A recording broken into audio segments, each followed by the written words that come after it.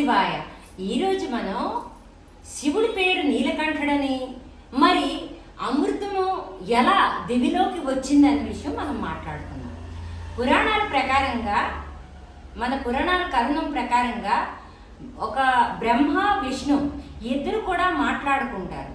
ఈ కాలానికి అంటే జన్మము మృత్యువుకి, కాలచక్రానికి ఈ జన్మము మృత్యువు అనేది ఎలా వస్తుంది ఏమిటి అని ఇద్దరు మాట్లాడుకుంటుండగా ఒక స్తంభం అనేది ఆవిర్భావం అవుతుంది. ఆ స్తంభం ఆవిర్భావం అయితే ఇద్దరు మాట్లాడుకుంటారు, బ్రహ్మ విష్ణు. మమ్మల్ని మించిన వాళ్ళు లేరు అని ఇద్దరు మాట్లాడుకుంటారు.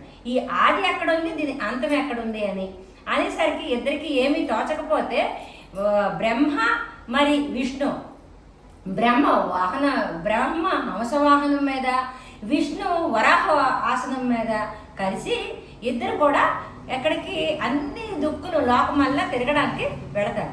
ఎక్కడికి వెళ్ళినా కూడా సమాధానం దొరకదు. అప్పుడు ఈశ్వరుడు ప్రత్యక్షమయ్యి ఏం చెప్తారంటే, ఈశ్వరుడు ప్రత్యక్షమయ్యి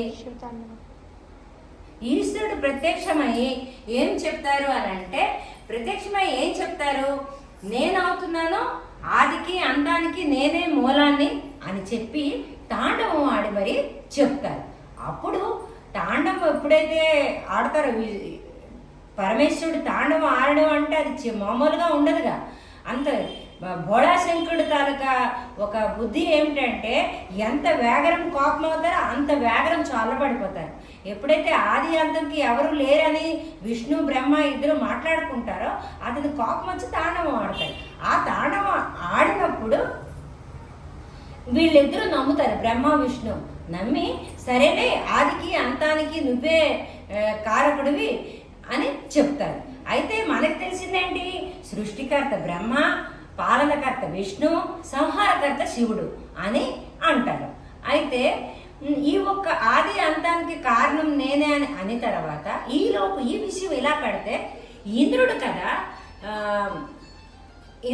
ఇంద్రదేవుడు కదా వెళుతూ ఉంటే దూర్వాస మహాముని కనిపిస్తారు.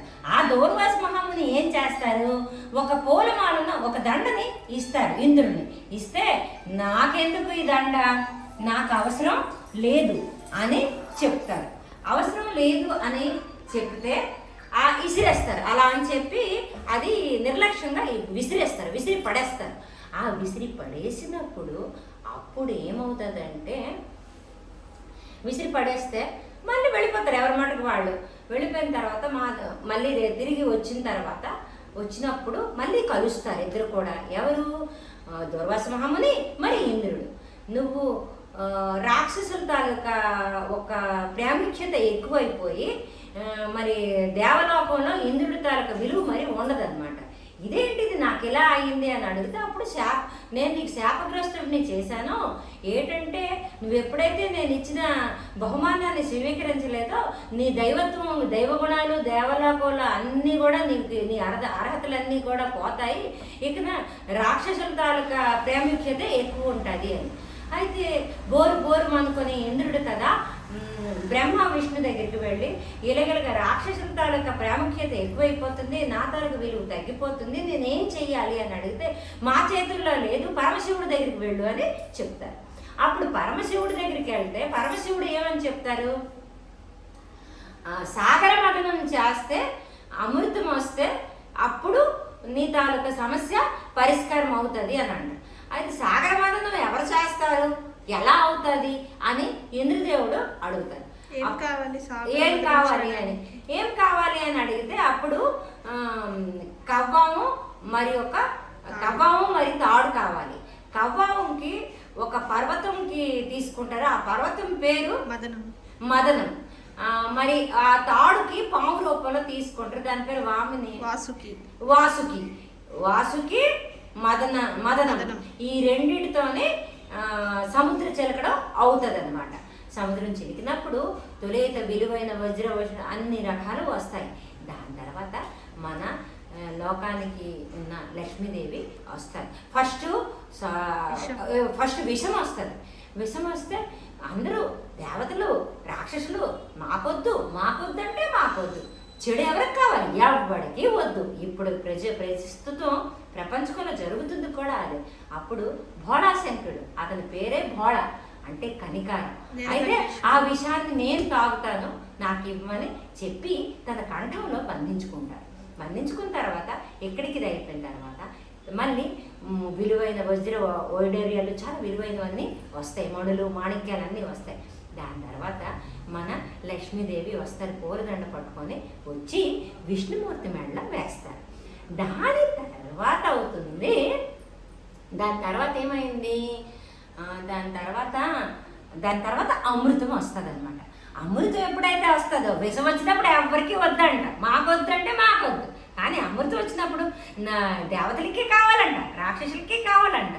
అయితే ఇలాగ ఈ గొడవ జరుగుతుంటే ఆ ఒక్క అమృతంకి గొడవ జరగడం వల్ల మళ్ళీ ఏం చేస్తారు, దేవతలందరూ విష్ణుమూర్తి దగ్గరికి వెళ్తారు.